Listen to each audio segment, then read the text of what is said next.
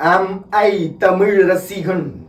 அசைவுகள் என்று உலகத்தின் ஓர் மொழி தொடங்கிய காலம் முதல் உணர்வுகளின் எழுச்சியில் எழும் அதிர்வுகள் அத்தனையும் எங்களின் ஓங்காரங்கள் என்று வாழும் தமிழர்களின் வாழ்வியல் என் ரசனையில் எப்படி அப்படிங்கிறத நீ ஸ்பிரிச்சுவல் சைக்காலஜியா பார்க்க போறோம்.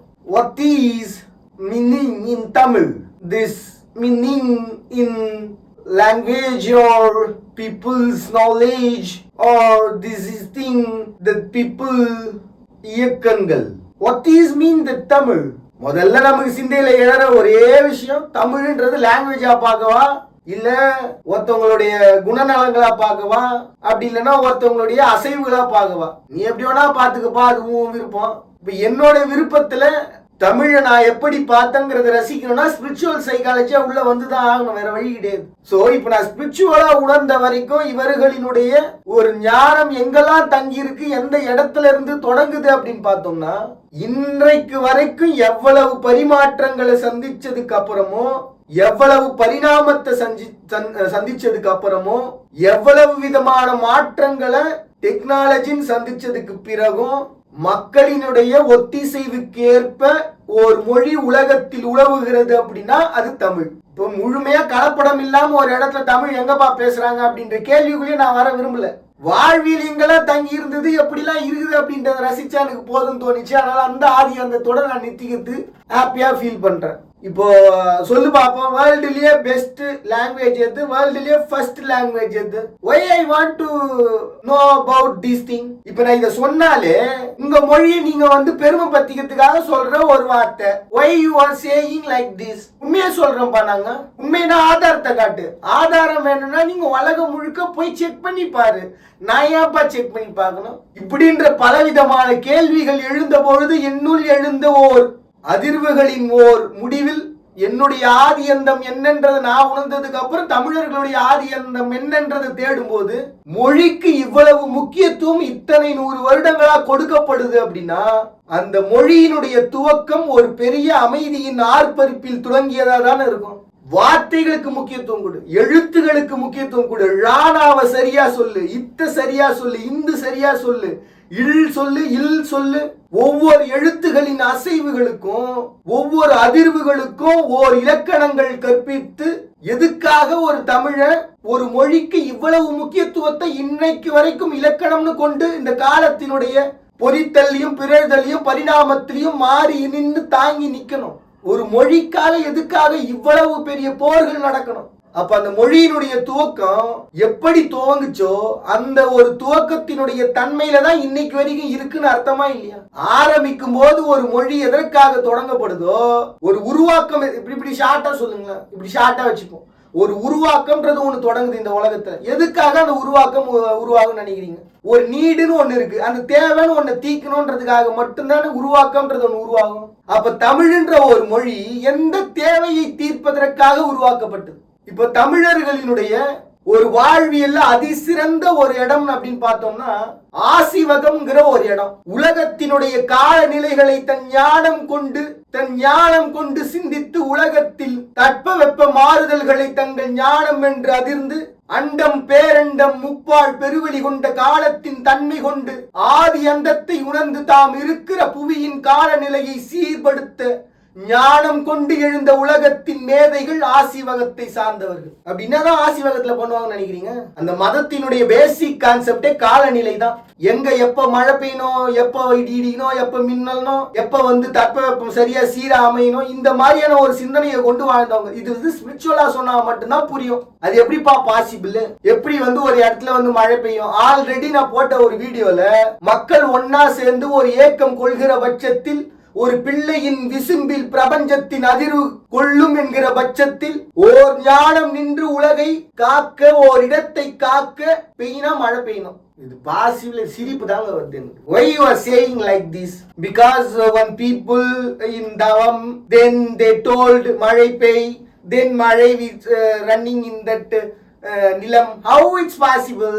இப்ப இந்த மொழி எதுக்காக உருவாக்குனாங்கன்றதை தொடங்கிட்டு ஆசீவகம்ங்கிற ஒரு மதத்தினுடைய கான்செப்ட சொல்லிட்டு இதற்குள்ள நான் வந்து நிக்கிறதுக்கான காரணம் என்ன அப்படின்றது இந்த ரெண்டுத்தையும் உங்களுக்கு ஒன்னா சேர்த்து ஒரு சேர சொன்னா புரியும். யார் ஒருத்தரால சுத்தி இருக்கக்கூடிய அதிர்வுகளை புரிஞ்சுக்க முடியும். எவ்வளவுக்கு எவ்வளவு அமைதியா இருக்கிறோமோ அவ்வளவுக்கு அவ்வளவு அமைதியில அவ்வளவுக்கு அவ்வளவு தூரத்தினுடைய ஒரு சப்தங்களை நம்மளால உணர முடியுமா? முடியாது. என்னால ஒரு 10 மீட்டர் டிஸ்டன்ஸ்ல இருக்கிற சத்தத்தை உணர முடியுங்க. என்னால ஒரு 108 மீட்டர் டிஸ்டன்ஸ்ல இருக்கிற சத்தத்தை உணர முடியுங்க. அந்த 108 மீட்டர் டிஸ்டன்ஸ் வரைக்கும் அந்த சத்தத்தை என்னால கண்ட்ரோல் பண்ணி என்னுடைய ஞானத்தின் மூலமா அமைதின்ற ஒரு இடத்துக்குள்ள கொண்டு வந்து நிறுத்த முடியும். அதுக்கு பேர் ஆறா லெவல். ஆறா லெவல நம்புறீங்களா ஸ்பிரிச்சுவலா? What is mean by that aura level in spiritual? நான் சொன்ன கான்செப்ட் தானே. 108 மீட்டரோ 10 மீட்டரோ எவ்வளவு டிஸ்டன்ஸ்ல என்னென்ன பொருள் இருக்குது, அந்த பொருளுடைய அதிர்வுகள் எந்த அளவுக்கு ஒரு பாதிப்பை தருதுங்கிறத உணர்ந்து தன்னுடைய சிந்தையில அதனுடைய ஒட்டுமொத்த தோற்றத்திலிருந்து முடிவு வரைக்கும் அதனுடைய ஆதி அந்தம் யாது என்று சிந்தை என்று தன்மை கொண்டு உணர்ந்து அந்த அதிர்வுகளை சிந்தை தாங்குற அளவிற்கு ஞானம் கொண்டு எழுவதுக்கு பேர் தான் ஆறா லெவல். இதுக்குள்ளேயே அந்த ஆன்மாக்கள் எல்லாம் வந்துடும். அப்ப this is aura level means ஆசீவகம். What is that? காலநிலைகளை ஆய வேண்டும் என்கிற ஒரு எண்ணத்தில் உணர்வில் தவம் கொண்டு எழுகிற ஒருவர்களினுடைய ஆறா லெவல் எந்த அளவுக்கு இருக்குன்னு நினைச்சு பாருங்க. சைக்காலஜில இருக்கு உங்களுக்கு எனக்கு கொஞ்சம் புரியலப்பா அப்படின்னா முதல்ல நான் ஸ்பிரிச்சுவலா இருக்கு உங்களுக்கு புரிய வச்சிடுறேன். உலகம் என்று தானே இருக்கும். அது எப்படிங்க பாசிபிள்? ஒரு பர்சன் சாதாரண ஒரு மனுஷனுடைய ஒரு ஞானம்ங்கிறது எப்படி உலக அளவுல ஒரு ஆறா லெவல உருவாக்க முடியும்? உலக அளவிற்கு ஒரு ஆறா லெவல எதுக்காக உருவாக்கணும்? தேவையினுடைய அடிப்படையில. எனக்கு இந்த இடத்துல மழை பெய்யணும்னு சொன்னா அது சுயநலம். இந்த இடம் மாதிரியே உலகம் முழுக்க சரியான காலநிலையில சரியான நேர வேலையில சரியான இடத்துல மழை பெஞ்சு போனா சந்தோஷம் நினைக்கிற ஒரு மனம் உலகத்தின் ஆறா லெவல கொள்ளுமா கொள்ளாதா? இப்படி ஒரு ஆறா லெவல கொண்டவங்க தான் ஆசீவகத்தை சார்ந்தவங்க. ஒரே நோக்கம் ஒரே சிந்தனை. எந்தவித பாதிப்பு சிந்தை சந்தித்த பொழுதும் ஞானம் கொண்ட பொழுதும் என் எண்ணம் என் இலக்கு இதுவென்று நிற்கையில் உலகத்தின் நிலம் தீ நீர் வழி விசும்பின் ஆற்றல் கொண்டு ஏக்கம் கொண்டு பிரபஞ்சத்தையும் இழுக்கும் ஓர் அதிர்வலைகளை உருவாக்கிய ஞானம் ஆசீவகத்தின் காலநிலைகளை உணரும் ஞானம். இப்ப நம்ம இதுக்கு முன்னாடி பேசின கான்செப்ட்லயே பாத்தீங்கன்னா குழந்தைங்க விசும்புச்சுன்னா பிரபஞ்சம் அதிரும்பா அப்படின்றத ஒரு பாசத்தினுடைய அளவுல ஆமாப்பா பாசம் அதனால நம்ம சொல்றோம். ஒரு குழந்தை தேம்புது அதனால நம்ம பாசத்துல சொல்லிடலாம். எப்படி ஒரு குழந்தையோட விசும்பு வந்து ஒரு பிரபஞ்சத்தையே வந்து பாதிக்கும்? How that happen? Do you know about that butterfly effect? What is mean that butterfly effect? Which butterfly effect is more than powerful? அமைதியை விட இந்த உலகத்துல பவர்ஃபுல்லான ஒரு பட்டர்ஃப்ளை எஃபெக்ட் இருக்குமா சொல்லுங்க. ஒரு இடத்துக்குள்ள முழுக்க சப்தங்கள் நிறைஞ்ச ஒரு இடத்துக்குள்ள தன்னுடைய படைப்பை உருவாக்க இயலும் என்கிற ஒருவனுடைய ஞானம் அமைதியினுடைய ஆர்ப்பரிப்புல தொடங்குற ஒரு இடம் தான். எவ்வளவுக்கு எவ்வளவு அமைதியா இருக்கிறோமோ அவ்வளவுக்கு அவ்வளவு தன்னுடைய வாழ்க்கையினுடைய எல்லைய தம் இலக்க நம்மால உணர முடியும். அப்பா எனக்கு கொஞ்சம் அந்த விசும்பினுடைய ஆற்றலை புரிய வைக்கிறேன்ட்டு இப்படி வளவளவளன்னு பிளா பிளா பிளான்னு பேசியிருந்தா எப்படின்னா அர்த்தம்? Just I need just 2 words 7 வார்த்தையை எழுதி வச்சிருந்தார் திருவள்ளுவர். அதையே படிக்கிறதுக்கு முடியல உங்களால. இதுல வேற 7 வார்த்தையில சொல்ல புரிஞ்சுக்கிறா எப்படி உங்களுக்கு புரிய வைக்கிறது? தொல்காப்பியம் ஒன்னு எழுதிட்டு போயிருக்காங்க. நிலம் தீ நீர் வழி விசும்புங்கிற 5 விதமான கலப்புன்னு சொல்லிட்டாங்க. 5ம் கலந்த மயக்கம் உலகம் ஒரே ஒரு லைன்ல சொல்லி முடிச்சுக்கிறாங்க. ஜஸ்ட் இதுக்கு மட்டும் அர்த்தத்தை தேடுங்க. நீங்க இப்ப நிலம்னா நிலம் தோகுது, நீர்னா நீர் தோகுது அப்படின்ட்டு போயிடுவீங்களா? நிலத்துல என்னென்ன தன்மைகள் இருக்குன்றத நம்ம தேடணும்ல.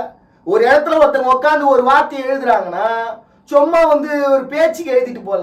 ஒவ்வொரு வார்த்தையும் உச்சரிக்கும் பொழுது அந்த வார்த்தையினுடைய தன்மைக்குள்ள என்னென்ன தன்மைகள்லாம் இருக்குன்றத உணர்ந்துதான் எழுதுவாங்க. அவங்க பேர் தான் எழுத்தாளர்கள். சும்மா ஒன்னும் எழுத்தாளர்கள் கிடையாது. அப்ப தொல்காப்பியர் எழுதிட்டு போன ஒவ்வொரு வார்த்தைக்குள்ளேயும் 1000 அர்த்தம் இருக்கு. உதாரணத்துக்கு நான் உணர்ந்ததை சொல்லணும் அப்படின்னா நிலம்ங்கிற ஒரு கான்செப்டுக்குள்ள நிலத்தினுடைய தன்மைகள் கனிமங்கள் முதற்கொண்டு நிலத்தினுடைய தட்பவெப்பங்கள் முதற்கொண்டு மண்ணு கல்லு இதுல வந்து பாறை மேல வேற என்னென்ன வந்து மோதுச்சுன்னா எப்படி இருக்கும், எந்தெந்த கிரகங்கள் மேல எந்தெந்த கிரகங்கள் மோதிச்சுன்னா எந்தெந்த ஒரு பாதிப்பை ஏற்படுத்தும்ன்ற நிலம்ன்ற ஒரு கான்செப்டுக்குள்ள கல்லு மண்ணு கனிமங்கள். அந்த கனிமங்களுக்குள்ள போய் பாருங்க அந்த கனிமங்கள் எத்தனை இருக்கும்? தனிமை ஒரு சாட்டமையில அவ்வளவு இருக்கும். இது பூமிக்குள்ள. இது அப்படியே பிரபஞ்சத்துக்குள்ள போனீங்கன்னா அது ஏகப்பட்டது. நம்மள பிரபஞ்சத்துக்கே போல. சரி ஓகே பூமிக்குள்ளேயே இருப்போம். இப்போ பூமிக்கு வந்தே சொல்லுவோம் எவ்வளவு கனிமங்கள் இருக்குது. இப்ப இந்த நிலம்ன்ற கான்செப்டுக்குள்ள இதெல்லாம் வருதா? இப்ப நீருன்ற ஒரு கான்செப்டுக்குள்ள H2O ஒரு தண்ணின்ற ஒரு கலப்பு மட்டும் தான் நமக்கு தெரியும். அதோட சேர்ந்த தனிமங்களுடைய கலப்பு, நீர்மத்தினுடைய தூய்மை என்ன அப்படின்னு போனீங்கன்னா அது ஏகப்பட்டது போகும். இதெல்லாம் அவங்க அந்த காலத்துல எப்படிப்பா உணர்ந்தாங்க அப்படின்னா, இந்த காலத்துல உணர்றவங்களுக்கு போய் கேளுங்க சொல்லுவாங்க. முதல்ல நம்மளுடைய மனசுக்குள்ள தன்மைன்ற ஒண்ணு பார்க்கும்பொழுது ஒரு தண்ணியை பார்த்தா தண்ணியினுடைய ஃபீலை நம்மளால உணர முடிஞ்சா அதுக்கப்புறம் அந்த தண்ணிக்குள்ள என்னென்ன ஃபீல் இருக்குது, என்னென்ன கலப்பு இருக்குன்றத நம்ம ஞானம் கொடுக்கும். இதுதான் ஸ்பிரிச்சுவல். இப்படிதான் தீயில என்ன பாருங்க, தீ கோண்டு விட்டு எரியுது, அவள் தானே. அந்த தீயை பார்த்தாதானங்க தெரியும் அதுக்குள்ள என்னென்ன தன்மைகள்லாம் இருக்குன்னு. செந்தழல் இருக்கும், மஞ்சள் கலர்ல ஒண்ணு இருக்கும், ப்ளூ கலர்ல ஒண்ணு இருக்கும், அதுக்கு மேல புகைன்னு கருப்பா போகும். இப்ப இந்த தன்மைகள் எல்லாம் சேர்ந்ததுதான் தீங்கிறோம். அப்ப அந்த தன்மைகள்லாம் இன்னாங்கிறத ஆய வேண்டிய ஒரு இடத்துக்குள்ள நாம இருக்கிறோமா இல்லையா? இப்ப வலி அப்படின்னு சொல்றாங்க. வலினா வானமா? மேல பிரபஞ்சத்துல இருந்து இங்க பூமி என்ன உழுது, ஒலிங்கிற ஒரு லைட் உழுது, ஒலிங்கிற சப்தம் வருது, அதிர்வுங்கிற இந்த உலகத்தினுடைய பிரபஞ்சம் தாண்டிய அதிர்வுகள் ஒரு இடத்துல புவியீர்ப்பு விசைன்னு தாக்குது. இதெல்லாம் சேர்த்துதான் வலின்னு எழுதிட்டு போயிடாரு தவிர்த்து சும்மா வா லி அப்படின்னு எழுதிட்டு போல அவரு. இது எப்படிப்பா உனக்கு தெரியும்? எழுத்தாளர்கள் இப்படிதான் எழுதுவாங்க. அவர் எழுதுனதான் நான் வர்ணிக்கிற விஷயம் இவ்வளவுதான். இப்படிதான் விசும்புங்கிற கடைசியா ஒரு இடத்துக்குள்ள வரும்பொழுது ஏக்கம்ன்ற ஒரு இடத்துக்குள்ள நின்று ஞானம் கொள்கிற வாழ்வின் இலக்கு யாதென்று ஓரிடத்தில் நிறுத்தி விசும்புகிற பட்சத்தில் பிரபஞ்சத்தின் ஆற்றல் அண்டம் பேரண்டம் முப்பால் பெருவெளியின் காலம் முதற்கொண்டு இழுத்து அசைக்கும். இது இன்னைக்கு வரைக்கும் சைக்காலஜிக்கா ட்ரூ தானே. பேரான்மம் கலகுத்து, பேரான்மம் கலந்து நீங்க இழுத்து பாருங்க, அப்புறம் பேரான்மத்துல என்னென்னலாம் கிடைக்குது பாருங்க. இதெல்லாம் ஸ்பிரிச்சுவலா ஆல்ரெடி தெரிஞ்சது தானேங்க. நான் வேற சொல்லணும் உங்களுக்கு ஒருத்தருவ. அப்புறம் குழந்தைக்கும் பேரான்மத்துக்கும் என்னப்பா டிஃபரெண்ட்னு கேட்டா எப்படி இருக்கும்? எனக்கு குழந்தையோட விசும்பு அந்த அளவுக்கு அமைதி ஞானம்ன்ற ஒரு இடத்துக்குள்ள நிற்கும் பொழுது இயற்கையினுடைய ஆற்றலை உணர்றதுனால தான் குழந்தைங்க எந்த ஒரு அனிமல்ஸை பார்த்தாலும் பயம் இல்லாம, ஒரு பாம்பே மேலே ஏறினாலும் பிரச்சனை இல்லாம ஜாலியாக குழந்தை பதில் சொல்லிட்டு விளையாடுக்குது. இயற்கையோட தழுவுகிற ஒரு இடத்துல குழந்தைங்க இருக்கிறதுனால தான் குழந்தைங்க விசும்ப கூடாதுன்னு சொல்றது. அது ஏக்கம் கொண்டு அழும்போது பசிக்காக அழுகுதா இல்ல கோபத்துக்கு அழுகுதான்றதை புரிஞ்சு அதை அமைதிப்படுத்தினா மட்டும்தான் உண்டு, இல்லாட்டி பிரபஞ்சம் ஆதிரும். இவ்வளவுதான கான்செப்ட். இப்ப அதே இயக்கத்தை நல்லா வளர்ந்து முடிச்ச ஒரு பர்சன் தன் வாழ்க்கையில ஒரே நோக்கம் கொண்டு அதே அளவிற்கு ஒரு சிந்தையில ஒரு குழந்தையினுடைய தன்மையில ஒரு விசும்ப வைக்கும் போது உலகத்தினுடைய மாற்றங்கள் வசப்படுமா வசப்படாது? அவ்வளவுதான் கான்செப்ட் ஸ்பிரிச்சுவலா. இது வேற நான் என்னத்த உங்களுக்கு எக்ஸ்பிளைன் பண்ண வேண்டியது ஸ்பிரிச்சுவலா அப்படின்ற ஒரு கோபத்தோட உள்ளுக்குள்ள எழுந்த ஒரு உணர்வு தான் ஆதி அந்தத்தினுடைய தேடல்ல எனக்கு கிடைச்ச தமிழர்களினுடைய ஒரு வாழ்வியல். ஏன் இவ்வளவு கோபம் இந்த இடத்துக்குள்ள வருதுன்னு இப்ப புரியுதுங்களா உங்களுக்கு? அந்த மொழிக்கு உலகத்துல அதிர்வுகள் என்ற ஒரு பாதிப்பை சந்திச்ச ஒரு காலகட்டத்துல அதிர்வற்று உலகத்தினுடைய தேவைக்கு எந்தவித பாதிப்பும் இல்லாம ஒரு மொழியை உருவாக்குன ஒரு மொழி தமிழ். உலகத்துல இருக்கக்கூடிய ஜீவராசிகளை கடந்து மனிதன் என பரிணமித்து வாழ்கிற ஒரு காலகட்டத்தின் துவக்கத்தில் சிரசின் ஓர் பகுதியில் வாய் என்ற உறுப்பின் வழி அதிர்ந்த வார்த்தைகளின் தொகுப்பினால் உலகத்தின் அதிர்வுகள் பாதிப்பிடக் கூடாது என்பதற்காக உருவாக்கின உலகத்தின் எழுத்துகள் தமிழ். இப்ப நீங்க போய் தேடுவீங்களா முதல்ல எந்த மொழி உருவாக்குனாங்கன்னு? முதல்ல எந்த மொழி உருவாச்சுன்னு இப்ப தேடுவீங்களா இல்ல முதல்ல எந்த மொழி முழுமை அடைஞ்சதுன்னு தேடுவீங்களா? அப்படி முழுமை அடைஞ்ச ஒரு மொழி தான் தமிழ். 247 எழுத்துகளோட ஒரு மொழின்னு ஒரு நாகரிகத்தோட கலாச்சாரத்தோட சேர்ந்து முழுமை அடைஞ்ச மொழி. அப்படியே இல்லைன்னா வேற ஏதோ ஒரு இடத்துக்குள்ள ஏதோ ஒரு மொழி தோன்றி இருக்கலாம். அந்த மொழியினுடைய அதிர்வுகள் பாதிப்பை சந்திச்சிருக்கலாம். இதையும் உணர்வுகள் ரீதியா அவங்க புரிஞ்சுக்கிறதா. எப்படி காலநிலைகளுக்கு உலகத்தினுடைய ஆற அளவில் இழுக்க முடிஞ்சதோ உலகத்தினுடைய பாதுகாப்புக்காக ஒருத்தர் ஞானம் கொண்டு சிந்தை கொண்டு அமர்ந்து உலகத்தினுடைய சுழற்சியில அதிர்வுகள் என்று எழுகிற பட்சத்தில் வார்த்தைகள் என்று உணர்கிற பட்சத்தில் தொடர்புக்கென்று ஒரு மொழியை உருவாக்குற ஒரு மொழிதான் தமிழ். அதனாலதான் ஒவ்வொரு எழுத்துக்கும் ஒவ்வொரு வார்த்தைக்கும் ஒரு உயிராற்றல் உண்டுன்னு அவங்க நினைக்கிறாங்க. சும்மா லான்னு உச்சரிக்கிறது லா அப்படின்னு உச்சரிக்கிறது கிடையாதுங்க. லீன்னு உச்சரிக்கிறது கிடையாதுங்க. உச்சரிப்புகள் சரியா இருந்துச்சுன்னா, இந்த உச்சரிப்புகளை நீங்க சரியா பண்ணீங்கன்னா உங்களுடைய வாழ்நாள் 100. இந்த உச்சரிப்புகளை நீங்க சரியா பண்ணீங்கன்னா அகம் சார்ந்த வியாதிகள் எழாது. இந்த உச்சரிப்புகளை நீங்க சரியா பண்ணீங்கன்னா இந்த வாழ்க்கையில உங்களுக்கு நீங்க என்ன தேடுறீங்களோ அதெல்லாம் கிடைக்கும். இவ்வளவு விதமான ஃபார்முலாஸை உள்ள போட்டு வச்சு உருவாகின ஒரு மொழி தான் தமிழ். அதனாலதான் தமிழர்கள்னு பேசும்பொழுது மதங்கள்னு நம்மளால பேச முடியல. வேதங்கள்னு பேசணும்னா திருக்குறளும் தொல்காப்பியத்தையும் 500 புறநானூறு இதெல்லாம் தான் உட்காந்து பேசிட்டு இருக்கணும். ஏன்னா தமிழர்களுடைய வேதங்கள் இவ்வளவுதான். ஒவ்வொரு மதத்தினுடைய வேதங்கள் ஒன்று இருக்கும்போது தமிழர்களுடைய வேதங்கள் இதுவா இருக்கு. எப்படி எல்லா வேதங்கள்லயும் ஒரு வார்த்தைக்கு இவ்வளவு விஷயங்கள் அர்த்தம் இருக்குன்னு மதங்கள் சொல்லுதோ அப்படி தொல்காப்பியத்துல இவ்வளவு இருக்குன்னு சொல்லிட்டு மதங்கள் சொல்லுது. தமிழர்களுடைய மனம் சொல்லுதுன்னு வச்சுக்கோங்க. மறுபடியும் ஒரு மதம் எனக்கு வேணாம்ப்பா, எனக்கு இருக்கிற தமிழே போதும். இப்ப இந்த இடத்துல ஸ்பிரிச்சுவலா இருந்தாதான் புரியும், ஸ்பிரிச்சுவலா இருந்தாதான் புரியும் அப்படின்ற ஒரு கான்செப்டை நான் மறுக்க விரும்பல. அதனால இதுக்கு முன்னாடி போட்ட எல்லா வீடியோவும் பார்த்துட்டு வந்தீங்கன்னா நான் சொன்ன அந்த விசும்புக்கான காரணம் என்னன்றது உங்களுக்கு புரிஞ்சிடும். அப்ப அந்த ஆசிவகம்ன்ற ஒரு கான்செப்ட்ல உலகத்தினுடைய காலநிலைகளை மாற்ற துணிந்த ஒருத்தர் உலகத்தினுடைய அதிர்வுகள் ஒவ்வொரு இடத்துல எழுந்தப்ப உலகத்துக்கு தேவையான அதிர்வு என்று தன் மனம் கொண்டு தன் படைப்பை வெளியிட்ட ஒருவன், தமிழை உருவாக்கிய ஒருவன். அப்ப அசைவுகள் நீங்கி உலகத்தின் அதிர்வுகள் என்று தொடங்கிய காலகட்டத்தில் அந்த அதிர்வுகளை சீர்படுத்த தன்மைப்படுத்த உருவாக்குன ஒரு மொழின்றது நான் ஸ்பிரிச்சுவலா உணர்ந்த ஒரு இடம். இப்ப எப்படிலாம் இவங்களுடைய வாழ்க்கை பரிணமிச்சது, என்னதான் ஆச்சு, எங்கதான் போனாங்க தமிழருங்க, எல்லா இடத்துலயும் தேடி பார்த்து ஓப்பனா ஒரு சில விஷயங்களை சொல்லிடணும்ல. மகிழ்ச்சியர்கள்னு சொல்லியாச்சு, நாகர்கள்னு சொல்லியாச்சு, உலகத்தினுடைய யூரோப்பியன் சொல்லியாச்சு, அந்த கலாச்சாரம் இந்த கலாச்சாரம் சொல்லியாச்சு. அப்ப தமிழ் எங்க போனா? இந்த ஒரு கேள்விக்கு பதில் சொல்றதுக்கு அத்தனை பேரும் திக்கு முக்காடி தானே போயிருக்கிறாங்க. உண்மைதான், தேடி தேடி பார்த்தாலும் கிடைக்கல. எங்கிறான் தெரியல தமிழ், எங்கிறான் தெரியல தமிழ். மொழியை உருவாக்குனதுக்கு பிறகு இப்படி ஒரு அதிர்வு கொண்ட மொழியை உருவாக்குனா இந்த அதிர்வு வேற ஒருத்தவங்களை பாதிக்குமா பாதிக்காதா? உலகத்துல ஒவ்வொரு இடத்துல ஒருத்தர் உணர்றாரு, மொழிகளினுடைய பாதிப்புன்னு ஒண்ணு உருவாகுது, அதிர்வுகள் இருக்கு. இப்ப இதுக்காக இதே மாதிரி ஸ்பிரிச்சுவலா வேற ஒரு இடத்துல இருக்கிறவங்க அவங்களுடைய மொழிக்கும் அவங்களுடைய சிந்தனைக்கும் அவங்களுடைய ஞானத்துக்கும் ஒரு பாதிப்பு என்று எழுதுகிற பட்சத்துல அங்க இருக்கிறவங்களும் ஒன்னா சேர்ந்து இதே மாதிரி தியானங்களை தான் அவங்களுக்கு புரிய மாட்டாங்க. அப்படி புரிஞ்சதனுடைய ஒரு விளைவுலாதான் இந்த உலகத்துல 5 பெரும் உலகத்தின் நாகரிகங்கள் என்று நாம் சொல்கிற அத்தனை நாகரிகங்களும் 5 நாகரிகங்களும் உருவாச்சு. அந்த 5 நாகரிகங்களும் மனம் கொண்டு ஞானம் கொண்ட போரினால் மண்ணோட மண்ணா போச்சு. எதிர்காலத்துக்கு சந்ததிகள்னு அவங்களுடைய வேதங்கள்னு கொடுத்துட்டு போனதோட சரி. இப்ப அந்த 5 நாகரிகங்களை தமிழ்னு இருக்கான்னு பாத்தீங்கன்னா இருக்காது.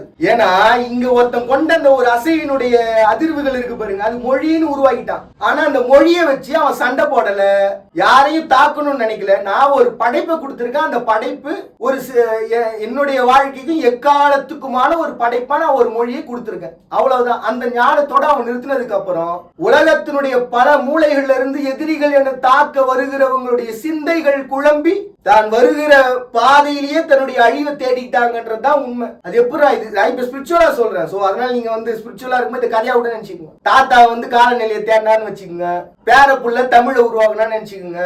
அப்பா அத்தா 2 பேரும் இவன் எதுக்காக தேவையில்லாம அசைவுன்ற நம்மளுடைய வாழ்க்கையை இப்படி மொழின்னு உருவாக்கினுக்கிறான்னு ஆத்தா அப்பா சண்டை போட்டு அமைதி அடைஞ்சாங்கன்னு நினைச்சுக்கோங்க.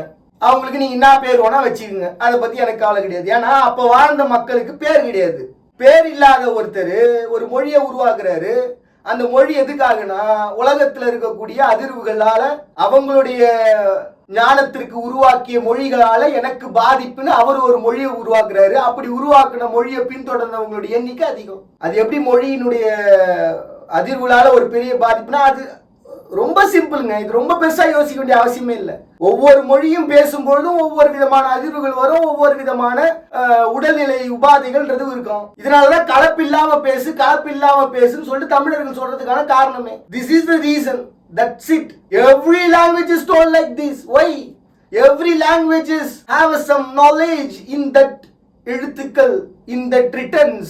எல்லா மொழிகளுக்கும் ஒவ்வொரு தன்மையை வச்சுதான் இப்படி உருவாக்கி இருக்கிறாங்க உலகத்துல. சும்மா ஒண்ணும் உருவாக்கல. ஒரு மொழியை பேசுறாங்க அப்படின்னா அந்த மொழியை பேசினா என்ன வரும் உடம்புக்கு, நம்ம உடம்போட பாதிப்பு முதற்கொண்டு. அதனாலதான் பாத்தீங்கன்னா உயிர் எழுத்து மெய் எழுத்து உயிர் மெய் எழுத்துன்னு சொல்லிட்டு பக்காவா ஒரு லாங்குவேஜ் போட்டு வச்சுக்கிறாங்க. அதனால இன்னைக்கு வரைக்கும் அந்த கௌரவம் தாங்கி நிக்குது, வேற ஒண்ணும் கிடையாது.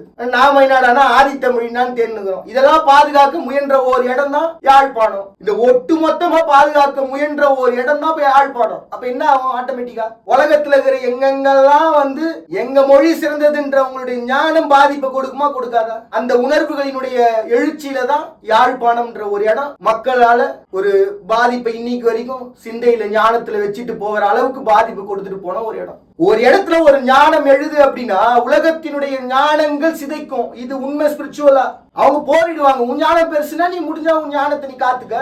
நீ குண்டலினா எழுப்பிக்கோ, 7 மூலாதாரங்கள் வேணா எழுப்பிக்கோ, 6 சக்கரங்கள் வேணா எழுப்பிக்கோ, என்ன பண்ணிக்கோ. உன் ஞானத்தை நாங்க கெடுக்கிறதுக்காக வருவோம். அதையும் தாண்டி தடையும் மீறி ஜெயிச்சுனா உன் மனசால நீ என்ன நினைச்சு அது நடக்கும், அவ்வளவுதான். இதான் இலக்கு. இப்படி ஒரு இலக்கு கொண்டு வடித்த ஒரு மொழிதான் தமிழ். அப்ப என்ன தெளிவா இருக்கணும் பாத்துங்க. ஒரு மொழின்றது கலாச்சாரம்னு சொல்றதுக்கான ரீசன் தான். அப்ப தமிழர்களினுடைய வேதம்னா எந்த இடம்? தொல்காப்பியத்துல இருந்து திருக்குறள்ல இருந்து ஐங்குறுநூறு புறநானூறு மன்னிக்கணும் நானா சொல்லிடக்கூடாது. அப்புறம் தமிழர்கள் இதுவும் தமிழ் கிடையாது அப்படின்னு சொல்லிட்டு அது ஒரு பெரிய பிரச்சனை எனக்கு. அதனால நான் பார்த்த வரைக்கும் தமிழ்ன்றது 2 நூலை வச்சுக்கிறேங்க.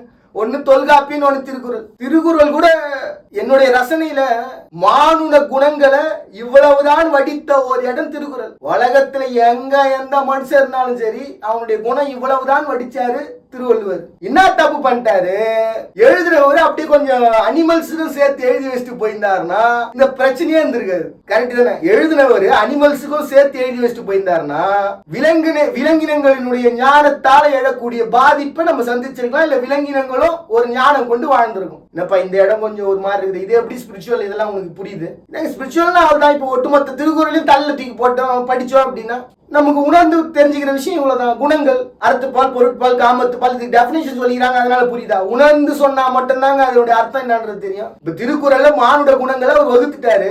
இப்போ ஒருவேளை மாயை கொண்டு 7ஆவதா ஒரு அறிவு உருவாகுதுன்னு என்ன பண்ணுவீங்க? எல்லாமே ஒரு காலகட்டம் வரைக்கும் தான். எக்காலத்துக்கும் உருவாகணும் தான் எல்லாரும் உருவாகுறாங்க. ஆனா என்ன ஆயிடுது? 7ஆவது அறிவுன்ற ஒரு கான்செப்ட் உள்ள வரும்பொழுது அந்த இடத்த தடுத்து நிக்கிறாங்க. இப்ப நீ மறைமுகமா என்ன சொல்றது எனக்கு புரிஞ்சு போச்சு. அப்ப தமிழை என்ன பண்ணுன்றது சொல்லிட்டு போயிரு.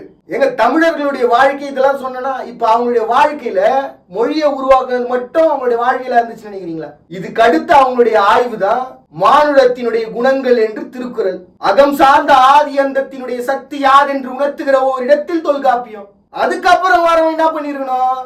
உலகத்துல இருக்கவங்களாம் பிரச்சனை பண்றான்னு சொல்லி சண்டை போட்டு இருந்த ஒரு காலகட்டமா மாறி போனதால தமிழர்கள் தாங்க செய்ய வேண்டிய வேலையை செய்ய இயலாம உலகத்தினுடைய பல பகுதிகளுக்கு ஞானம் என்று பிரிந்தது உண்மை. இந்த கரும்புலா தூக்கின் போனாங்க அந்த சமயமா 17ஆம் நூற்றாண்டெல்லாம் கேட்டுக்காதீங்க. எப்ப வேற்று இந்த மகிஷர்கள் நாகர்கள்ன்ற சண்டைகள் ஆரம்பிச்சதோ அந்த காலகட்டத்திலே தமிழன் உலகத்துல ஒவ்வொரு பகுதிக்கும் ஞானம் என்று தங்கியாச்சு அப்படின்றது என்னுடைய உணர்வினுடைய ஒரு ஆய்வு. அதுக்கு அடுத்துதான் அவன் பண்ணிருக்க வேண்டிய ஒரு விஷயம் பைப்பீலியம்ன்ற ஒரு கான்செப்ட். திருக்குறள் எப்படி எழுதிட்டு போனாங்களோ அப்படி பைப்பீலியம்ன்ற ஒண்ணு உலகத்தினுடைய சீவராசிகளை படித்தால் உணர்கிற ஒரு தன்மையை எழுப்புகிற ஒரு ஞானத்தை வடித்திருக்க வேண்டும். அப்படி ஒரு ஞானத்தை வடிச்சிருந்தாங்கன்னா தமிழர்கள் மறுபடியும் ஒண்ணு கூடி தங்களுடைய நிலம் யாது என்று உரைத்திருப்பாங்க. ஏன்னா புவிடா எங்க இடம் இல்லையா? மறுபடியும் நிலம் தேடி ஒரு இடத்தை உருவாக்கி தமிழர்களுக்கான பூமியா விட்டாங்க. தென்பகுதி தான் எங்களுடைய நாடா அப்படின்னு கேட்டீங்கன்னா புவின்னு எழுந்தவங்கடா நாங்க ஞானம் கொண்டு. காலநிலைன்னு பார்த்தா ஒரு இடத்துக்கு காலநிலை யோசிக்க மாட்டோம், உலகத்துக்கு தான் யோசிப்போம். அசைவுன்னு யோசிச்சா உலகத்துக்கு தான் யோசிப்போம், மொழின்னு யோசிச்சா உலகத்துக்கு தான் யோசிப்போம். அப்படி யோசிச்சு படைச்சது தான் இது எல்லாமே. அப்படிதான் என்னுடைய ஞானத்தையும். அப்ப இவங்களுடைய உணவுகள்லாம் எப்படிப்பட்டதா இருந்துச்சு அப்படின்னு பாருங்க. எல்லாமே வார்த்தைகள் தான். வார்த்தைகள் மூலமா உணர்கிற ஒரு கான்செப்டை உருவாக்குனவங்க இவங்க தான். கேள்வி எழுப்புறவங்க தமிழர்கள் கிடையாது. கேள்வியே எழுப்ப முடியாம வாழறவங்க தான் தமிழர்கள். ஒருத்தனாலையும் கேள்வி கேட்க முடியாது. அவனை எதை கேட்டாலும் சொல்லுவாங்க, என்ன அவனா கேள்வி. அவனுக்கு தெரிஞ்ச மொழியில அவனுடைய தன்மையிலும் உன்னுடைய தன்மையை விளக்கிடுவாங்க. அவ்வளவுதான். அதுதான் தமிழர்களுடைய ஆக சிறந்த ஒரு நாலேஜ். ஆனா ஒரு டெரிவேஷன் கேட்கறோம், அந்த டெரிவேஷன் மொத்தமா ஒரு விளக்கு வரான்னு கேட்டீங்கன்னா அந்த டெரிவேஷனுடைய தன்மை என்னன்றத சொல்றாரு. அதுக்கப்புறமா வரவங்க தான் நம்மளா ரெடி பண்ணிக்கணும். இப்ப நம்ம ஸ்பிரிச்சுவலா இருக்கும்போது இந்த விஷயங்கள்லாம் வருதா? அது எப்படிப்பா ஒரு தன்மையை விளக்க முடியும்? இதுக்குதாங்க அந்த திருக்குறள். ஒரு திருக்குறளை படிச்சீங்கன்னா அது மனுஷனுடைய குணம் என்னன்றத அந்த 7 வார்த்தையை படிச்சு உள்ள எடுக்கும் போதே நமக்கு புரியணும். அந்த வார்த்தைக்கு அர்த்தம் என்ன அப்படின்னு நீங்க யோசிக்கிறத விட அந்த வார்த்தையினுடைய அந்த எழுத்துக்களினுடைய தன்மை என்னங்கிறத உணர்ந்தாலே போதும். திருக்குறள் முடிஞ்சது. வார்த்தைக்கு அர்த்தத்தை தேடி தான் நம்ம பொருள்னு சொல்லி எடுத்து வச்சு பாவத்தை பண்ணிவிட்டோம்னு நினைக்கிறேன் நான். பொருள் யாது அப்படின்ட்டு இந்த பாவத்தை யார் பண்ணாங்க என்ன பண்ணாங்க இதெல்லாம் நான் பேச விரும்பல. அதெல்லாம் வரலாறு உங்களுக்கே சொல்றோம். 2000 வருஷம் வரலாறு. யார் என்னென்ன பண்ணாங்க, எங்கேருந்து திணிச்சாங்க, எங்கேருந்து ஒரு மொழி அழிக்கிறதுக்கு முயற்சி பண்ணாங்க, என்னென்னலாம் பண்ணுறாங்க தான் நம்ம டெய்லி பார்த்துக்கிறோமே. அப்போ ஒரு மொழியை இத்தனை வருடங்களா டார்கெட் பண்றதுக்கான காரணம் என்ன? அவ்வளவுதான். ஸ்பிரிச்சுவலா நான் எழுப்பின கேள்விக்கு எனக்கு கிடைச்ச பதில். அசைவென தோன்றிய ஓரிடம் அதிர்வுகள் அமைதி என கொண்டு உலகத்தின் தொடர்பு என்று உருவாக்கிய ஒரு படைப்பு தமிழ் என்று நின்றது என் சிந்தையில். அவ்வளவுதாங்க ஸ்பிரிச்சுவலா. சைக்காலஜிக்கலா வரும். என்ன தம்பி உலகம் முழுக்க பேசினுங்கிறாங்க லாங்குவேஜ்.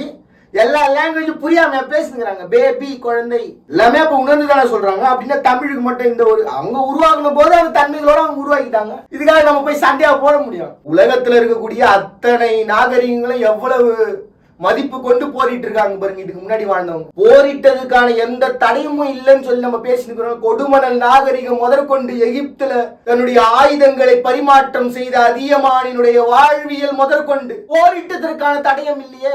மனம் கொண்ட ஒரு போரில் வாழ்ந்தவர்களுடைய அழிவு எந்த அளவிற்கு இருந்திருக்கு பாருங்க. ஆயுதங்கள் கொண்டு நீ சண்டை போட்டுக்கிறோம், வெறும் ஞானம் கொண்டு சண்டை போட்டதுக்கே மண்ணோட மண்ணா போயிட்டாங்க. இந்த இடத்துல வெறும்னு சொன்னது ஒரு சூழ்ச்சின்னு வச்சுக்கோங்களேன். மறுபடியும் அப்படி மனம் கொண்ட ஒரு போர் இருந்தா தெரியும் என்ன கதைன்னு. இப்ப சைக்காலஜிலாம் வரும்போது என்னப்பா பயமுறுத்தி ஸ்டார்ட் பண்றேன், இதான சைக்காலஜி. இப்ப நான் சொல்றது நீங்க கேட்கணும் அப்படின்னா நான் ஒரு பயத்தை உங்களுக்குள்ள உருவாக்கணும், இல்ல ஒரு இன்ட்ரெஸ்டிங்கான ஒரு விஷயத்த உருவாக்கணும். இன்ட்ரெஸ்டிங்கான விஷயத்த உருவாக்கணும்னா உங்களுடைய சோகம் அதை என்னால கொடுக்க முடியாது, ஏன்னா ஒரு பையன். அப்ப நான் வேற என்ன பண்ண முடியும்? உங்களுக்கு ஏத்த மாதிரி பேசணும் அப்படின்னா இப்ப தமிழினுடைய அடுத்த வார்த்தைகளுக்கு நான் புகழாரங்கள் சொல்லணுமா? புகழாரங்கள் சொல்லிதான் ஆரம்பிக்குமான்னு கேக்குறேன். சைக்காலஜிக்கலா நான் ஆல்ரெடி சொல்லிட்டேன், ஸ்பிரிச்சுவலா உண்மை என்னன்றது சொல்லிட்டேன், அதை விட்டுருங்க. இப்ப புகழாரங்கள் சொல்லணுமா? நானு புகழ் சொல்லுங்க பாப்போம். லானா லா உச்சரிங்க போதும் அப்படின்னு சொல்லவா? மாவை உச்சரிங்க போதும் அப்படின்னு சொல்லவா? தாவை உச்சரிங்க போதும், வாழ்க்கையில எதனா ஒண்ணு வந்துரும் அப்படின்னு சொல்லவா? உணர்ந்து படிங்க. உலகத்தினுடைய அசைவுகளினுடைய அதிர்வுகள் பாதிப்பு இல்லாம உருவாக்கின ஒரு மொழி. ஆலமரம் சொன்னா போதும், தெங்கம்பழம்னு சொன்னா போதும், தண்ணியை தேக்கி வச்சு தங்கி நிற்பதால தெங்கம்பழம், தேக்கி வைத்த பழம் தெங்கம்பழம், தென்னை மரம், தேங்காய் அப்படின்னு நான் ஒவ்வொருத்துக்கும் விளக்க சொல்லி உட்காந்து சைக்காலஜி. உங்களுக்கு ஆ என்ற ஆச்சரியத்தின் விகுதியில் ஆகின்ற ஓர் மரம் காலங்களை ஆள்வதால் லா என்கிற ஒரு எழுத்துக்குள்ள வந்துச்சு. ஆங்கிற ஒரு இடத்துக்குள்ள ஓ என்கிற அரசன் வந்துட்டான்னு சொல்லணுமா? ரான்ற ஒரு எழுத்துக்குள்ள ராகம் கொண்டு அமைதி கொண்டு எந்த ஒரு பஞ்சாயத்து எடுத்துட்டு வந்து நிறுத்தினாலும் ராகத்தினுடைய அடிப்படையில ஓர் அறிவு ஜீவி என ஆலமரம் விசும்புகிற ஓர் இடத்தில் தன்மை என்று உண்மை என்று வார்த்தைகள் வெளிவரும் சொல்லிட்டு நான் உங்களுக்கு இன்னும் கொஞ்சம் டீட்டெயிலா ஒரு மரம் கொள்கிற ஸ்பீச் முதல் கொண்டு உங்ககிட்ட சொல்லணுமா? நாங்க அநியாயமாகுது. இதெல்லாம் சைக்காலஜி ஸ்டூடெண்ட்ஸ் நீங்க தான் பாத்துக்கணும். நான் தன்மையை மட்டும் தான் சொல்ல முடியும். இந்த இடத்துல ஏன் தமிழர்கள் இவ்வளவு கோபம் கொண்டு வாழறாங்க, கௌரவம் கொண்டு வாழறாங்கன்னா இப்ப சொன்னதை வச்சே உங்களுக்கு புரிஞ்சிருக்கணும். இல்ல நாங்க ஸ்பிரிச்சுவலா கேட்க விரும்பல. I don't like that spiritual man. Just say about in that feel in no not no that don't say about that feel. Just say about that Tamil feel in psychologically. Tamilan is a psychology man. How you are said that body shaking, asaivugal, these things happen. How they are lived in healthy. Just say like that. உங்களுக்கு என்ன தேவையோ அதை மட்டும் சொல்லணும். நாங்க அதை மட்டும் சொல்லணும் அப்படின்னா நான் முழுசா சொன்னதானே எனக்கு புரியும். ஏபிசிடி 26 லெட்டரு, வெறும் 3 லெட்டர் XYZ மட்டும் நான் ஃபர்ஸ்ட், நான் இங்கிலீஷ் ஃபர்ஸ்ட்னா எப்படிங்க சொல்ல முடியும்? அப்ப ஒன்று முழுசா தெரிஞ்சுக்கணும், முழுசா தெரிஞ்சுக்கணும். ஒரு மொழியினுடைய ஒரு கான்செப்ட் புரிஞ்சுக்கணும், முழுசா தெரிஞ்சுக்கணும் அப்படின்ற ஒரு இடம் வருது பாத்தீங்களா? இந்த இடத்தினுடைய முரண்பாட்டில் தான் அப்படி ஒன்றும் நாங்க தெரிஞ்சுக்கணும் அவசியம் இல்லைன்ற ஒரு இடம் வந்து போர்கள்ன்றது இன்னைக்கு வரைக்கும் நடந்துட்டு இருக்கு. சைக்காலஜிக்கலா இவ்வளவுதான் விஷயம். ஒரு மொழியை நீ முழுசா படி அப்படின்னு சொல்லி அந்த மொழியினுடைய கலாச்சாரம் என்னன்றதை தெரிஞ்சுக்கோ இப்படின்னு சொன்ன ஒரு இடத்துக்குள்ள மட்டும்தான், இந்த சூழ்ச்சியில மட்டும்தான் தமிழர்கள் மாட்டின்னு இருக்கான். அப்படி அவசியமே கிடையாது. இவங்க எப்படி ஒரு தன்மைக்கு உருவாக்கிறாங்களோ அதே மாதிரி உலகத்துல இருக்க எல்லாரும் ஒரு தன்மைக்கு உருவாக்கி இருப்பாங்க. அந்த ஞானம் கூட இல்லாம இருப்பாங்கன்னு நினைக்கிறீங்க தமிழர்கள்? உண்மையான தமிழர்கள் யாரும் எந்த மொழியையும் ஒதுக்க மாட்டான். சிறந்த ஞானம் என்றால் வரவேற்பதுதான் தமிழன். வந்தாரை வாழ வைப்பவன் தமிழன் கிடையாது. சிறந்த ஞானத்தை வாழ வைப்பவன் தமிழன். பின்னாதான் சொல்ல வர சைக்காலஜிக்கலா சொல்ல வருன்னு சொல்லிட்டு நீ பாட்டு என்னவோ பேசுற. நீ சைக்காலஜிக்கலா பேசும்போது தான் நாங்க கேட்போம். சைக்காலஜின்றால என்ன பேசினாலும் கேட்டு ஒரு தியரி எடுக்கிறது தானுங்க. இவன் எந்த ஃபீல்ட்ல பேசுறான், எதுக்காக அந்த வார்த்தைகள் யூஸ் பண்றான், அந்த வார்த்தைகளுக்கு பின்னாடி இருக்கக்கூடிய தாக்கங்கள் என்ன. இப்ப இவன் சொன்னதை வச்சு பார்க்கும்போது என்ன சொல்றான் அப்படின்னா, கௌரவம்ன்ற ஒரு கான்செப்ட் உண்மையாவே தமிழ்கிட்ட கிடையாது. ஞானம்ன்ற ஒண்ணு மட்டும்தான் வரவேற்பாங்க, அந்த ஞானத்தை அக்செப்ட் பண்ணிப்பாங்க. இந்த லாங்குவேஜ் அந்த லாங்குவேஜ் பிரிச்சு பார்க்கற ஒரு எண்ணம் இல்லாதவங்க தான் தமிழங்க. அவங்களுடைய மொழியை அவங்க முழுசா பேசுறதுக்கு முயற்சி செய்யறாங்க. இப்படிதானே சைக்காலஜிக்கா நீங்க எழுதிருப்பீங்க. என்ன இப்ப நான் சொன்னதை வச்சு அதான் அதையும் சொல்லிட்டேடா ஞானத்தை அவ்வளவுதாங்க சைக்காலஜி. ஒருத்தன் பேசுற வார்த்தைகளை வச்சு அவனுடைய உணர்வுகள் என்ன, எதுக்காக அதை பேசுறாங்க. சரி, இப்ப இவங்களுடைய வாழ்க்கையில மருத்துவம்ன்றது எந்த இடத்துல அதையும் சொல்லிடும். மருத்துவத்தை சொன்னா போதும் உங்களுக்கு. இந்த மருத்துவத்தினுடைய கான்செப்ட சொல்லிட்டு சைக்காலஜிக்கலா ஒரு ஃபுல்ஃபில்னஸ் கிடைச்சிடும். எப்படி அந்த மருத்துவத்தை அவங்க கொண்டாங்கன்னா, அமைதி என்கிற ஓர் இடத்தில் அமர்ந்து 247 எழுத்துக்களையும் உள்ளுக்குள்ள உச்சரிக்க முடிஞ்சா அமைதி என்ற ஓர் இடத்தில் நின்று சிந்தை தேடுகிற இலக்கு யாதென்று பிரபஞ்சத்தின் ஆற்றல் கொண்டு ஞானத்தை தக்க வைத்து செல்லும். நான் பண்ண ரிசர்ச்சுங்க. That's it. இதுக்கப்புறம் நீங்க சைக்காலஜிக்கா என்ன தேடிங்க. ஒரு தன்மையை சொல்லிட்டேன் நான். இப்ப தமிழ் தான் வேதம், தமிழ் தான் எல்லாம் சொல்லிட்டேன். நீங்க வேதம் படிக்க தேவையில்ல, தொல்காப்பி படிக்க தேவையில்ல, எதுவும் படிக்க தேவை. ஜஸ்ட் லேட்டஸ்ட் படிச்சுட்டு அப்படி அமைதியா இது சேம் திங் தான். பாத்தீங்கன்னா இந்த உலகத்தினுடைய 5 நாகரிகம் சொன்ன பாருங்க, இந்த 5 நாகரிகங்களும் இதான் பண்ணிருப்பாங்க. அதனாலதான் அவங்களுக்குள்ள எழுந்த அந்த ஒரு போர், இது உண்மையை சொல்ல போனா அவங்களுக்குள்ள அந்த போர் எழுந்துச்சா அப்படின்னா, இந்த உலகத்தினுடைய மாற்றங்களுக்கு விதையை ஒண்ணு போட்டுட்டு எதிர்காலம் எப்படிலாம் இருக்கணும்னு சொல்லிட்டு ஒரு விதியை வகுக்கும் போது உள்ளுக்குள்ள எழுந்த ஒரு கருத்து முரண்பாட்டினுடைய தொகுப்பில் எதிர்காலத்திலே விட்டு போயிடலாண்டான்னு விட்ட சமயத்துல வந்த பிரச்சனை இது. விடுங்க, இந்த கான்செப்ட் என்னன்றது என்ன ஆராய்ச்சி பார்த்துங்க. நான் எதுக்காக இது சொல்றேன். அப்ப போர்ன்றது அவங்களுக்குள்ள வரல, எதிர்காலத்தினுடைய தலைமுறைகள் சிறக்க நாங்க உருவாக்குறது எல்லாமே இன்னைக்கு பரிணமிச்சு இன்னைக்கு உலகத்தினுடைய 800 கோடி மானுடம் என்று 196 நாடுகள் என்று பகுத்து பிரித்து வகுத்து இந்த உலகம் ஆள காரணம் உலகத்தின் அதிசிறந்த 5 நாகரிகங்களின் ஞானம் கொண்ட வாழ்வியல். அதுல ஒண்ணு தமிழர். ஆனா நாங்க படிச்ச அந்த 5ல ஒண்ணு ஏதோ வேற ஒண்ணா இருக்கு. அவங்களும் ஒரு நாகரிகம். அந்த சமயத்துல இந்த இடத்துலதான் அந்த சூழ்ச்சி. யார் தமிழன்ற கேள்வி. இதுக்கு மேல நான் எப்படிங்க சொல்றது? இப்ப சைக்காலஜிக்கலா பார்க்கும்பொழுது ஒரு வார்த்தையை எக்ஸ்பிளைன் பண்ற அப்படின்னா குரங்கு. இது வரைக்கும் பரிணமிக்காத ஏதாவது ஒரு வார்த்தையை சொல்றா. பரிணமிக்காத வார்த்தையை சொன்னா பாரதியார் சொல்லிட்டு போன காட்சி பிழை அப்படின்ற ஒரு வார்த்தையை வேணா சொல்றேன். அது அவரா உருவாக்குனது. வேற ஏதாவது ஒரு வார்த்தை சொல்றா. வேற ஏதாவது சொல்லணும்னா மருத்துவத்துக்கு உள்ளுக்குள்ள இருந்து சொல்லணும்னா ஏதாவது ஒரு வார்த்தை சொல்லு அப்படின்னா கனம அப்படின்னு சொல்றேன். ஞனம அப்படின்னு சொல்றேன். என்னடா அர்த்தம் அதுக்கு? ஞனம அப்படின்னா என்ன அர்த்தம்? இப்ப நான் சொன்னது ஒரு 3 எழுத்து தான். இந்த 3 எழுத்துக்கு அர்த்தம் என்னன்றதை நீங்க தேடினீங்கன்னா தமிழர்கள் எப்படி வாழுறாங்க அப்படின்றதுடைய வாழ்வியலுடைய அர்த்தம் உங்களுக்கு புரிஞ்சிடும். எதையும் புதுசா உருவாக்கிட்டே இருப்பாங்க. அவ்வளவுதான் கான்செப்ட். மொழிக்கு உள்ள இருக்கக்கூடிய வார்த்தைகள் ஒண்ணு இருக்கு பாத்தீங்களா?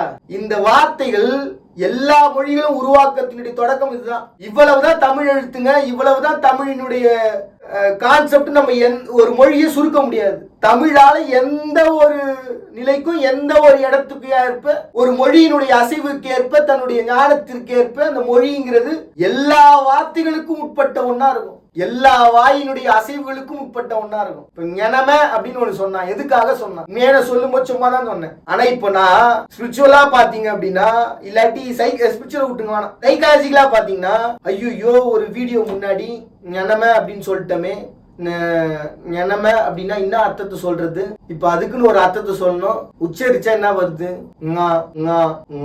சிரசு மட்டும் அசையுது, பாடியும் அசையுது, பாடியில இடுப்புக்கு மேல இருக்கக்கூடிய பிண்டம் அசையுது, உடம்பே அசையுது. இவ்வளவுதாங்க கான்செப்ட். பாடியினுடைய 3 பார்ட்டா பிரிச்சோம்னா காலு கீழே இருக்கிற பகுதி, இடுப்புக்கு மேல இருக்கிற பகுதி சிரசு அசைறதுக்காக சொல்லிட்டேன். அதிர்வு கொள்றதுக்காக நான் சொல்லும் பொழுது இதயம் வரைக்கும் வருது, அது இடுப்புக்கு மேல வரைக்கும் அதிர்வு தருது. அப்படின்னு சொன்னா அடி பாதத்துல இருக்கிற இடம் வரைக்கும் ஜிவ்வுன்னு ஒரு ஃபீல் வருது. அப்ப ஞனம அப்படின்னு சொல்லிட்டோம்னா நம்ம பாடியினுடைய ஃபீல நம்ம உணர்வை நம்மளால உணர முடியும். அதை உயிர்மை எழுத்தா சொன்னா கூட சரியாகும். எவ்வளவு காலத்துக்கு ஏற்ற மாதிரி நான் மாத்தி பேசிக்கிறேன். என்னோட சந்தோஷம். எவ்வளவு அர்த்தமற்ற வார்த்தைகளை பேசுறேன் நீங்க உலகத்துல, அந்த மாதிரி நான் இந்த மாதிரி அர்த்தமற்ற ஒரு வார்த்தைகளை உருவாக்கிறேன். என்னை பொறுத்த வரைக்கும் இது ஒரு அர்த்தமான வார்த்தை. இப்ப இதை நான் சொல்லி முடிக்கலன்னா சைக்காலஜிக்கலா எனக்கு பாதிப்பு இருக்கும். அதை கண்டுபிடிச்சு முடி என்னது அது, எதுக்காக அதை சொன்னேன். ஒண்ணு அது என்னென்ன நமன அப்படின்னு சொன்ன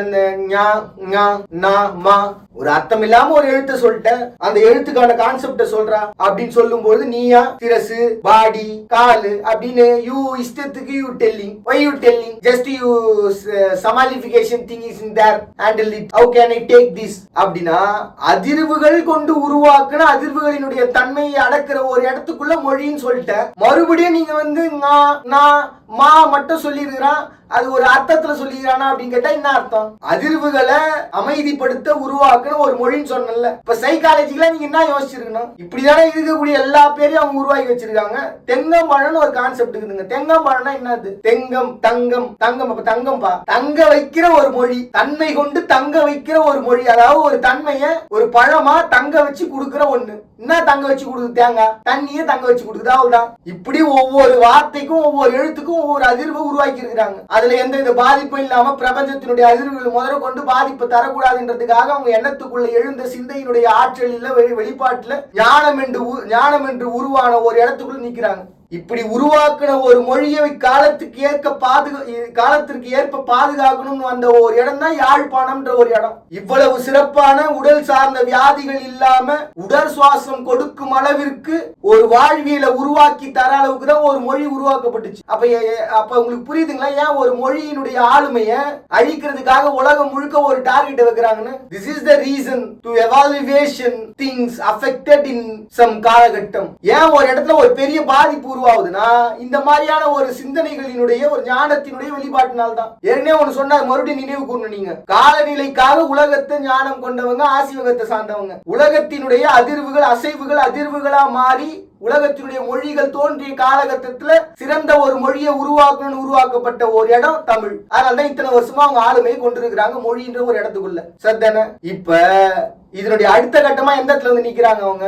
இப்ப வந்து நம்ம கௌரவம் பேசின்னு இருக்கிறோம். ஆனா நம்மளுடைய மொழியை வந்து பாதுகாக்கிறதுக்கு அடுத்து என்ன பண்றதுன்னு தெரியாம உலகம் முழுக்க பிரிஞ்சாங்கன்னு சொன்ன பாருங்க. இவங்க எல்லாம் அகம் சார்ந்த வியாதிகள் எழாமல் மானுடம் வாழ்வதற்கான வழி எங்கள் மொழியினுள் இருக்கின்றதை உணர்ந்து எதிர்காலத்தை படைக்க வியாதிகள் இல்லாம வாழ்றதுக்கான வழி என்னங்கிறத கண்டுபிடிக்க போறாங்கன்ற. எதிர்காலம் இப்படிப்பட்டதா இருக்கும்ன்ற அவங்களுடைய சைக்காலஜிக்கல் தேடல்ன்றது இந்த இடத்துல வந்து நீக்க போகுது. மொழி ரீதியான ஒரு அமைப்பு இருக்குல்ல, அந்த மொழியை வந்து தற்காத்துக்கொள்ள உலகத்துல இருக்கக்கூடிய மொழிகள் என்ன பண்றாங்க? கீபோர்டுல இருந்து ஒரு இடத்துல ஒரு ஆளுமை கொண்ட மொழிகள், ஐக்கிய நாடுகள் சபையின் அங்கீகரிக்கப்பட்ட மொழிகள் அப்படின்னா சொல்றாங்க. எதுக்கு சொல்றாங்க நினைக்கிறீங்க? This is the thing. ஒரு மொழியினுடைய ஆளுமை ஒரு வாழ்வியலினுடைய வாழ்நாளின் எண்ணிக்கையினுடைய அளவையும் வியாதிகள் இன்றி வயதென்று வாழ்கிற எண்ணிக்கையும் உயர்த்த முடியுன்ற ஒரு எண்ணத்துக்குள்ள எல்லாருடைய தேடலும் வருதுன்னு வைங்களேன். எங்கன்னு போய் நிப்பாங்க? எல்லாம் அசைவுன்னு போய் நிப்பாங்க. அப்படி அசைவுன்னு போய் நிக்கிற பட்சத்துல அந்த அசைவு அந்த அதிர்வு இல்லாம இக்காலத்துக்கு ஏற்ற மாதிரி இருக்க முடியாது. மறுபடியும் நம்ம எல்லாம் ஊம மாதிரியா சுத்த முடியும்? அப்ப அந்த அசைவுன்றது எப்படிப்பட்டதா மாறும்? இக்காலத்துக்கு ஏற்ற மாதிரி ஒரு பாதிப்பு இல்லாம ஒரு மொழியா, பாதிப்பு இல்லாம ஒரு இடமா உருவாக்கணும்ன்ற பட்சத்துல எந்த மொழிக்குள்ள அந்த ஞானம் இருக்கோ அந்த ஞானத்துக்குள்ள வந்து நிப்பாங்க தான். டெக்னாலஜின்னு ஒண்ணு இந்த உலகத்தை ஆளுது அப்படின்ற பட்சத்துல உலகத்துல மனுஷனுடைய இந்த பாடி முழுக்கவும் டெக்னாலஜி வச்சு நாங்க ரெடி பண்ணி சுத்தி நிற்கிற சமயத்துல எங்களுடைய பழமைன்னு சொன்ன ஒரு இடத்தை உடைச்சு இக்காலத்துக்குமான புதுமை உடல் நலம்ன்ற ஒரு இடத்துக்குள்ள நீக்க போறாங்க. இதான் அவங்களுடைய சைக்காலஜியா இருக்கு போது அவங்களுடைய ஃபியூச்சர். அவங்க அடுத்தது எங்க எப்படி ஒரு ஆளுமை செலுத்த போறாங்கன்னா இப்படிப்பட்ட ஒரு இடத்துல தான் ஆளுமை செலுத்த போறாங்க. இப்படிப்பட்ட இடமான இந்த இடமான்னு சொல்லாதீங்க. சைக்காலஜிக்கலா நாங்க கிண்டல் பண்றோம்னு விஷயம் கான்செப்ட் என்னன்றது நம்ம புரிஞ்சுக்கணும்ல. இப்ப சைக்காலஜிக்கலா மட்டும் நீ ஏன் கோவப்படுற? சைக்காலஜிங்கிறது நம்ம பேசக்கூடிய எழுத்துக்கள் வார்த்தைகளுடைய தன்மையும் கொண்டு நம்ம சிந்தித்த ஒரு வாழ்வியல் எப்படிப்பட்டதுன்றத விளக்குற இடத்துக்குள்ளதான் சைக்காலஜி இருக்குது. இப்ப நான் இந்த சொன்ன கான்செப்ட் மூலமா உங்களுக்கு என்ன விஷயம் தெரிய வந்திருக்கும்? அது தெரிஞ்சா எனக்கு போதும். எக்காலத்திலும் ஞானத்தை கொண்டு வரவேற்பவர்கள் தமிழர்கள், ஞானத்தை கொண்டு காப்பவர்கள் தமிழர்கள். ஞானம் கொண்டு உலகத்தினுடைய வியாதிகளை இல்லாம செய்யற ஒரு விஷயத்தை உருவாக்க போறாங்க. இவங்களோட நம்பிக்கை எந்த அளவுக்கு இருக்குது அப்படின்னு பாத்தீங்கன்னா, உலகத்துல 50 நாகரிகங்கள் நம்ம சொல்ற நாகரிகங்கள் இருக்கு பாருங்க. மனம் கொண்ட போர்னால எந்த விதமான போர் படைகளும் இன்றி ஒரு பெரிய பேரழிவு சந்திச்சிருக்கு. எப்படி செத்து போனாங்க தெரியல அப்படின்னு நீங்க ஆய்வுகள் நடக்குது. இந்த ஆய்வுகளுக்கான ரீசன் என்ன நினைச்சுக்கிறீங்க? ஒரு ஞானம் கொண்ட அதிர்வுகள் உலகத்தினுடைய பல பகுதிகளை காலநிலை முதற்கொண்டு பாதிப்பை உருவாக்கும். இதுல நீயா நானான்ற போட்டிக்குள்ள வந்ததுக்கு அப்புறம் எதிர்காலத்தினுடைய சந்ததிகளுக்கு வாழ்க்கை கொடுத்துட்டு போனதுக்கு அப்புறமா எகிப்துல இருக்கக்கூடிய ஒரு அதிகமானுங்கிற ஒரு நாகரிகத்துல சார்ந்தவங்களுக்கு இங்க இருக்கிற கொடுமணல்ன்ற பிளேஸ் இருக்கவங்க இரும்பு இதெல்லாம் வந்து கடத்தி இருக்கிறாங்க, எட்டு போயிருக்கிறாங்க, கொண்டு போய் சேர்த்துருக்காங்க. கடத்திக்கிறாங்கன்னா கடத்தல, கொண்டு போய் சேர்க்கிறாங்கன்னு அர்த்தம். அப்படி சேர்க்கிறாங்கன்னா என்ன அர்த்தம் நினைக்கிறீங்க? அப்ப எந்த விதமான போரும் இல்லாம ஒரு கம்யூனிகேஷனை உலகம் முழுக்க உருவாக்கி வச்சவங்கல்ல தமிழர்களும் ஒருத்தவங்க. இப்ப எந்த இடத்துக்குள்ள இந்த ஸ்பிரிச்சுவல் சைக்காலஜி வந்து நிக்குது பாருங்க. ஒரு இடத்துக்குள்ள ஸ்பிரிச்சுவலா பார்க்க போனா உலகத்தினுடைய அதிர்வுகள் பிரபஞ்சத்தினுடைய தன்மையை பாதிக்குது அப்படின்ற ஒரு இடத்துக்குள்ள உணர்ந்ததுக்கு பிறகு, தன்மை யாரென்று உணர்ந்த பிறகு, தன்மையை தக்க வைக்க உலகத்தினுடைய ஓர் ஞானம் கொண்டு உலகத்தின் மொழிகளின் ஞானங்களை கொண்டு உலகத்தினுடைய மொழிகள் ஜனித்த ஒரு காலகட்டத்தில் ஒரு மொழியினுடைய இலக்கணம் யார் என்று உணர்த்திய ஒரு இடத்துக்குள்ள தமிழ்ன்ற ஒரு இடத்தை வைக்கிறாங்க ஸ்பிரிச்சுவலா. இந்த பக்கம் சைக்காலஜிகளா பார்க்கும்போது எதிர்காலம் என்கிற ஓர் வாழ்வியலை கட்டமைக்கும் போது உலகத்தினுடைய எழுச்சிகள் யார் என்று உணர்ந்து ஞானம் கொண்டு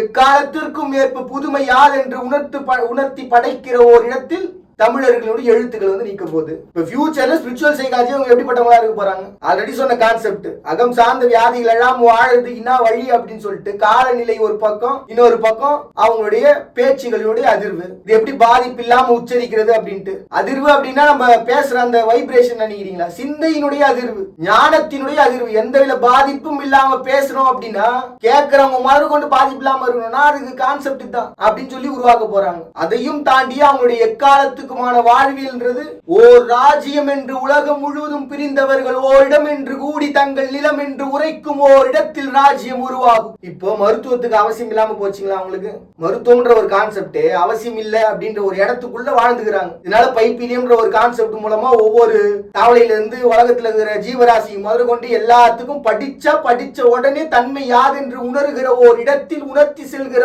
ஓர் தன்மையில தான் திருக்குறள் படைக்கப்பட்டுச்சு. அதனுடைய வழியில இனிமே பைப்பீலியம்ங்கிற ஒன்னும் படிச்சா ஒரு அனிமலினுடைய ஃபீல் உள்ளுக்குள்ளே எழுதுப்பா அப்படின்ற ஒரு தன்மையும் படைத்து தருகிற ஒரு இடத்துல இக்காலத்தை சார்ந்தவங்களும் படிச்சா புரிகிற விதத்துல இந்த காலத்தை தாண்டி வாழ போறவங்களும் இருக்க போறாங்க. அது எப்படிங்க படிச்சா நமக்கு உள்ளுக்குள்ள ஃபீல் வரும்? ஏங்க அதுக்கு பேர் தானே உணர்ந்து படின்ற கான்செப்ட்.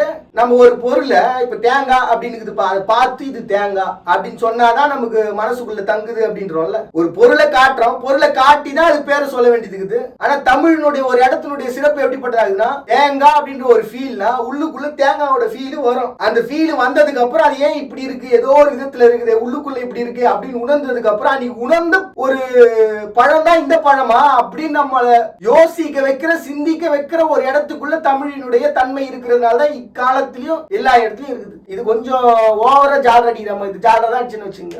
இப்ப திருக்குறள்ல எப்படி நம்ம படிச்ச உடனே பொருளை பார்க்காம நமக்கு அதனுடைய அர்த்தம்ன்றது ஞானத்துக்குள்ள எழுதா உணர்வுக்குள்ள எழுந்ததுன்னா நம்ம படிக்கிற விதம் சரின்னு அர்த்தம். அறிந்து புரிந்து தெரிந்து உணர்ந்து படிக்கிறதுன்னு வருவாங்க. சொல்றதை கேட்டு படிக்கிறது, அப்புறம் படிச்சுட்டு சொல்றது, அப்புறம் சொன்னதை கேட்டு உணர்ந்து நாம ஒரு ஞானம் கொண்டு அதை நிறுத்துறது. ஏன்னா எல்லாருடைய பார்வையிலும் ரசனை ஒரே மாதிரி இருக்காது. உலகமே ரசனை மேடை தான். இதுல என்ன நாடக மேடை, ரசனை மேடை உலகம். தமிழர்களை பொறுத்தவரைக்கும் அவங்கள ரசனையினுடைய உச்சம் இதுதான். உலகம் முழுவதும் ரசனையின் மேடை. இதை ரசிக்க தெரிஞ்சவங்க வாழ்றான், ஞானம் உள்ளவை பிழைக்கும். காதல்ன்ற ஒரு கான்செப்ட் அவங்க இன்னைக்கு வரைக்கும் பேசுறதுக்கு காரணமே தாங்க.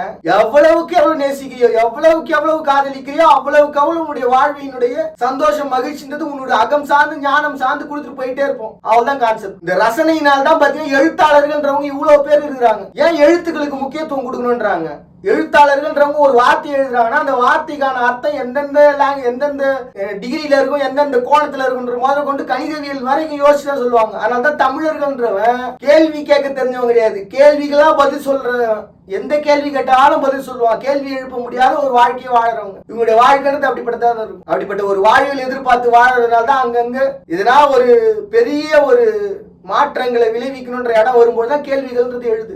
டோட்டலா விஷயத்துக்கு வந்து நிறுத்தணும் அப்படின்னா ஃபியூச்சர்ல எப்படி இருக்க போறாங்கன்றத சொல்லிட்டேன். இப்ப இதுல தமிழர்களினுடைய ஒரு ராஜ்யம்ங்கிற ஒரு கான்செப்ட் உருவாக போகுது. அப்ப அந்த எழுத்தாளர்கள் எழுதுற ஒவ்வொரு எழுத்துக்குள்ளேயும் எவ்வளவு சிந்தனைகள் இருக்கும்னு நினைச்சு பாருங்களேன். காட்சி பிழைன்னு ஒண்ணு எழுதிட்டாரு, காட்சி பிழைன்னு ஒண்ணு எழுதிருக்காருன்னா பாக்குற ஒண்ணு பிழையா தெரியுது. அது எப்படி பிழையா தெரியும்? ஞானம் உள்ளவனுக்கு பிழையா தெரியுமா? தெரியாது. அப்ப பாரதியார்ன்ற எழுதின ஒரு எழுத்து இருக்குல்ல, காட்சி பிழை. அப்ப அந்த காட்சி பிழையை உருவாக்க தெரிஞ்ச அளவுக்கு ஒரு மாயையை ரசிச்சிருக்கணும். ஒண்ணு அந்த ஞானம் மாயை கொண்டு ஒரு மயக்கம் கொண்டு தாங்கணும். இதுதான் பாத்தீங்கன்னா நிலம் தீ நீர் வலி விசும்புங்கிற ஐந்தும் கலந்த மயக்கம் உலகம் சொன்ன இடம். அப்படி ஒரு மயங்கின இடத்துல உருவாக்கின ஒரு வார்த்தை தான் காட்சி பிழை. உண்டா இல்லையா? இப்படி இந்த ஒரு மாற்றங்கள், இந்த ஒரு மயக்கத்துக்குள்ள நிலம்னா என்ன, தீனா என்ன, நீர்னா என்ன, விசும்புனா என்ன, வலினா என்னன்னு சொல்லி உணர்வுகளால அதற்குள்ள இருக்கக்கூடிய தன்மைகள் யார் என்று முழுமையும் உணர்ந்து எழுதிய ஓர் எழுத்துக்கள் தான் நிலம் தீ நீர் வலி விசும்பு.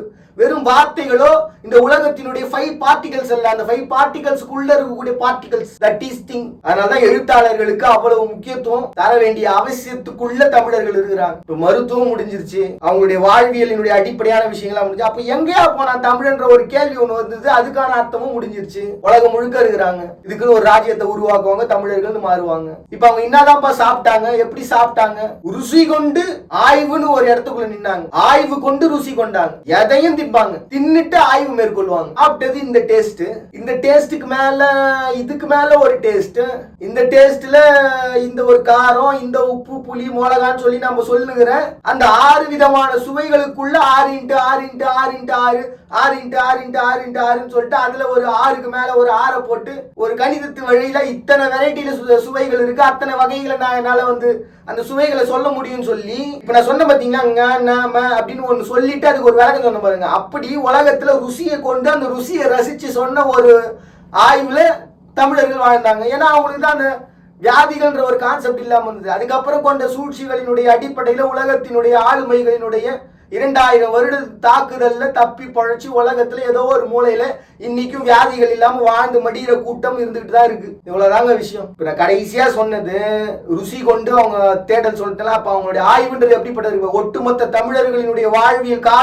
காதல் என்று உரைத்து தருகிற கவிஞர்கள் என்று சொல்ற இடத்துக்குள்ள இவங்களுடைய ஒட்டுமொத்த வாழ்க்கையும் ரசனைன்ற ஒரு இடத்துக்குள்ள நிக்குது. என்னைக்கு கர்வம் கொண்ட கோபம் தனிந்து தன்மை கொண்ட ரசனை எழுகிறதோ அன்று உலகத்தின் அதிசிறந்த நாகரிகங்களில் நாங்கள் ஒருவர் என்று உரைக்கும் உலகம் ஏற்கும் ஒரு இடத்தில் தமிழர்கள் இருக்க போறாங்க. அது வரைக்கும் நான் தமிழன்னு சொன்னா கூட பழைய காலத்து ஆல்பா அப்படின்ட்டு போயிடுவாங்க. புதுமை என்ன தமிழ்ல எனக்கு உருவாக்கி காட்டு, பண்ணி காட்டுறவா அப்படின்னு சொல்லி எக்காலத்துக்குமான ஒரு வாழ்வியலை உருவாக்குற ஒரு தருணத்துக்குள்ள தமிழர்களுடைய எதிர்காலம். யார் தமிழன்? மறுபடியும் இதே போல ஒரு அழகிய சந்திக்கிறாங்க. பாடி நீங்க பார்த்துட்டு இருக்கீங்க. இந்த நிகழ்ச்சி I am not a celebrity.